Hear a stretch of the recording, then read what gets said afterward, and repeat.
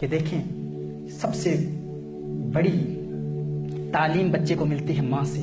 جب بچہ رحم مادر میں ہوتا ہے، ماں کے پیٹ میں ہوتا ہے، تو اس حوالے سے فیٹل ریاکشنز ٹو ساؤنڈ یہ ایک کتاب ہے.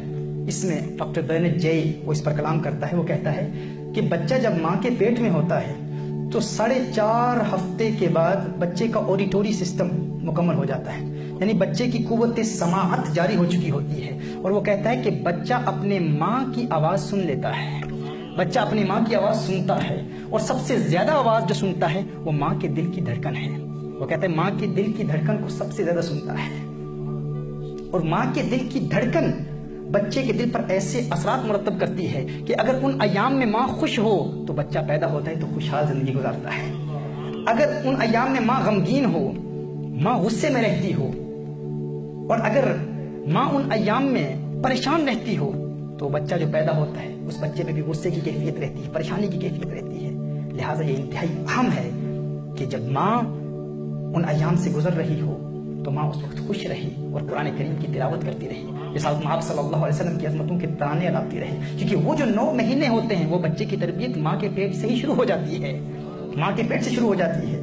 اور اس پر ڈاکٹر جان کیلی نے اس نے The Secret Life of an Unborn Child اس میں بڑا تفصیل سے کلام کیا ہے. وہ کہتا ہے کہ جب بچہ ماں کے پیٹ میں ہوتا ہے، جب رحم مادر میں ہوتا ہے، تو اس وقت بچہ جتنی آوازیں سنتا ہے اکثر آوازیں اسے زبانی یاد ہو جاتی ہیں. اب دیکھیں اس وقت اگر بچہ حرام گانے سن رہا ہو، موویز کی آواز سن رہا ہو، ماں ٹی وی کے سامنے بیٹھی حرام گانے سن رہی ہے، حرام موویز سن رہی ہے، تو بچے کو وہی چیزیں پھر یاد ہونا شروع ہو جاتی ہیں. لیکن اس وقت اگر ماں قرآن کریم کی تلاوت کر رہی ہو. اچھا یہ بتا دوں یہاں پر ماشاءاللہ ہماری ایک اور بات ابھی میرے ذہن میں آ رہی ہے، اور ایک عظیم نقطہ ذہن میں آ رہا ہے، انشاءاللہ آپ محظوظ ہوں گے. آپ جانتے ہیں کہ ہم ایک مدت سے اس کرامت کو بیان کرتے آئے ہیں کہ ہمارے شیخ عبد القادر جیلانی رحمۃ اللہ تعالی علیہ جب دنیا میں تشریف لائے تھے تو نصف قرآن کے حافظ تھے. کہا جاتا ہے نا تقیانوسی باتیں ہیں بھائی، یہ سائنٹیفکلی کیسے وہ، آج یہ بات بھی سائنٹیفکلی ثابت ہو گئی کہ غوث اعظم کی ماں قرآن کی تلاوت کرتی تھی نا، تو قرآن کی تلاوت کرنے کی وجہ سے ماں جو پڑھتی تھی غوث اعظم اس کو یاد کر لیتے تھے،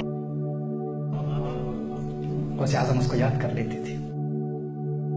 کہ ماں کے پیٹ میں بچہ جو آوازیں سنتا ہے وہ اس بچے کو یاد ہو جاتی ہیں. اور اسی حوالے سے کہا نا کہ دیکھیے اسی لیے ماں جب بچہ دنیا میں آتا ہے نا تو ماں جب بچہ رو رہا ہوتا ہے تو ماں اپنے بچے کو اپنے سینے کی بائیں جانب رکھتی ہے. کیوں؟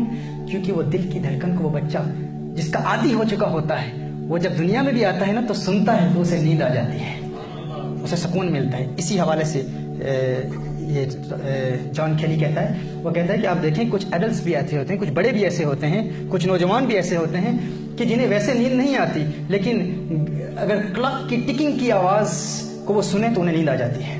وہ کہتے ہیں یہ کیوں ہوتا ہے کہ اگر گھڑی کی ٹکنگ کی آواز، وہ جو گھڑی کی ٹک ٹک ٹک ٹک کو وہ سنتے ہیں انہیں آرام سے نیند آ جاتی ہے. یہ کیسے ہوتا ہے؟ کیونکہ ماں کے دل کی دھڑکن انہیں یاد ہوتی ہے، اور گھڑی کی ٹکنگ کی آواز ماں کے دل کی دھڑکن سے ملتی ہے، جس کی وجہ سے انہیں آرام سے نیند آ جاتی ہے، سکون سے نیند آ جاتی ہے. تو یہ دل کی کیفیات ہیں محترم احبہ، یہ دل میں پیدا ہونے والی کیفیات ہیں. اچھا اس میں پھر یہ کلام کرتا ہے کہ ماں کے دل کی جو کیفیت ہے وہی بچے کے دل کی کیفیت ہوتی چلی جاتی ہے، بچے کے دل کی وہی کیفیت. اور جب بچہ دنیا میں آئے، اگر آپ اپنی اولاد کی پرورش دین اسلام کے مطابق کرنا چاہتے ہیں تو اپنی اولاد کو اللہ کے پیاروں کا قرب دیں.